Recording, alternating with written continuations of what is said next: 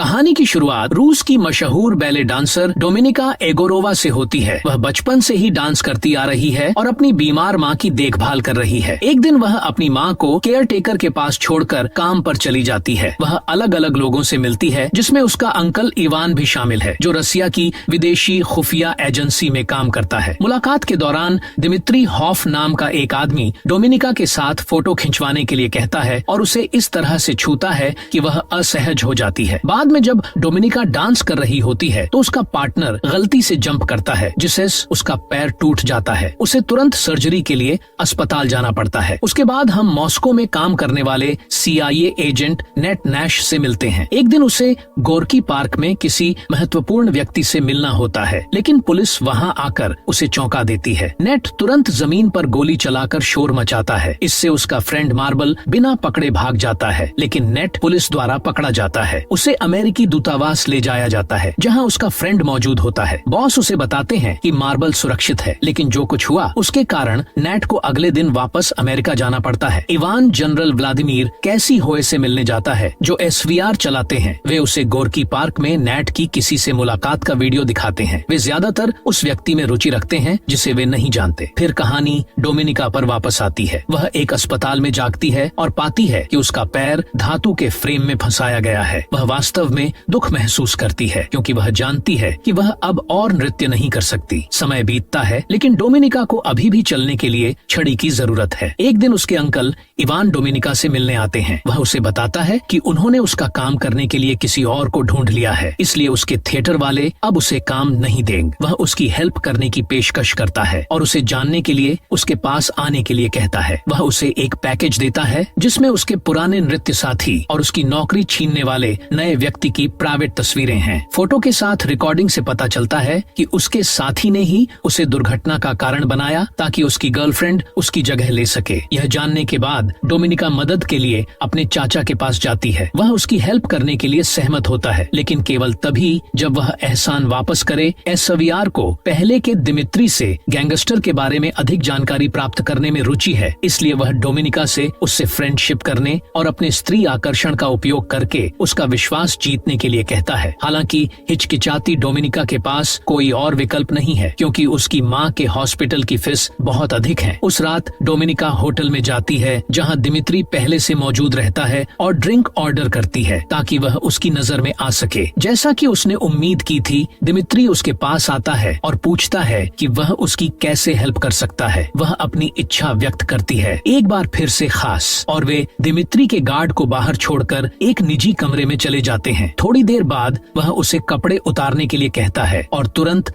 पागलों की तरह काम करना शुरू कर देता है। लेकिन ठीक उसी समय एक व्यक्ति जो काले रंग का हेलमेट पहने हुए कमरे में एंट्री करता है और दिमित्री नामक घुसपैठिए की हत्या कर देता है। फिर डोमिनिका पर एक कोट फेंकता है, ताकि उसके खून से लथपथ शरीर को ढक सके, और उसे पिछले दरवाजे से बचा लेता है। वह व्यक्ति कॉन्स्टेंटाइन नामक एक SVR का एजेंट निकलता है, जिसे इवान ने भेजा था। उसके तुरंत बाद इवान डोमिनिका के पास आता है और उसे 2 ऑप्शन देता है, या तो SVR एजेंट बन जाए या दिमित्री की हत्या की गवाही देने के लिए फांसी का सामना करे। जैसा कि अपेक्षित था, वह उनके लिए काम करना चुनती है। इसके बाद डोमिनिका को कठोर स्टेट स्कूल 4 में दाखिला मिल जाता है, जो स्पैरो SVR ऑपरेटिव को प्रशिक्षित करने में माहिर है, जो अपने लक्ष्यों को लुभाने के लिए सेक्सपियोनेज का उपयोग करने में कुशल है। उसके आने पर उसका स्वागत स्पैरो की मुख्य मालकिन मैट्रॉन द्वारा किया जाता है, जो उसे एक नई पहचान देती है और अगले ही दिन उसे क्लास में ले जाती है। मैट्रॉन वर्तमान विश्व अराजकता पर भाषण देती है, जिसमें इस बात पर जोर दिया जाता है कि रूस एकमात्र ऐसा देश है जो इसे ठीक करने के लिए बलिदान देने को तैयार है। वह छात्रों में यह भी घोषणा करती है कि उनके शरीर अब देश के हैं और उन्हें जो भी कार्य सौंपा जाता है उसे पूरा करना उनका कर्तव्य है। अगले दृश्य में नेट की मुलाकात CIA पैनल से होती है, जो रूस में उसकी गलती के लिए उसे निलंबित करने का फैसला करता है। हालांकि नेट का तर्क है कि उसने वर्षों तक मार्बल के साथ काम किया है और और किसी और पर भरोसा नहीं किया जा सकता है। उसकी दलील पर अंततः विचार किया जाता है और उसे खुद को साबित करने का दूसरा मौका दिया जाता है। फिर उन्हें मार्बल के साथ कांटेक्ट फिर से स्थापित करने के लिए निकटतम शहर बुडापेस्ट में नियुक्त किया जाता है, लेकिन उन्हें पता नहीं होता कि उनके हर कदम पर एसवीआर द्वारा निगरानी रखी जा रही है। स्कूल 4 की मैट्रॉन स्पैरो को सिखाती है कि कैसे पहचाने कि उनका लक्ष्य क्या चाहता है। वह टीवी पर कई तस्वीरें दिखाती है और उनसे उनकी इच्छाओं को पहचानने के लिए कहती है। पहली तस्वीर का गलत अंसवेर विक्टर नामक एक घमंडी छात्र द्वारा दिया जाता है और डोमिनिका उसका सही अंसवेर देती है। दूसरी छात्रा सही अनुमान लगा लेती है और उसे क्लास के सामने बुलाया जाता है ताकि एक लड़के को खुश किया जा सके। लड़की